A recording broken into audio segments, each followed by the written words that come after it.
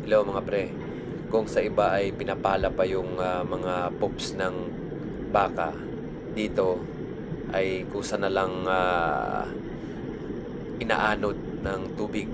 Maganda yung aming, o ito naman si Marites. Oh, hey Marites. Hello, Pogi. Ayan ang gusto ko kay Marites eh. Magaling sumagot. Yan, naagos ng tubig kasi may maganda kaming flood control dito mga pre. Yung maayos na flood control to ah. Lumapit pa talaga si Marites, oh, mga pre. So, yung tubig na yan ay didiretso doon sa dulo. Tapos, i-recycle yan uli. Lilinisin, tatanggalin yung mga poops, at saka ibabalik uli dito na malinis na.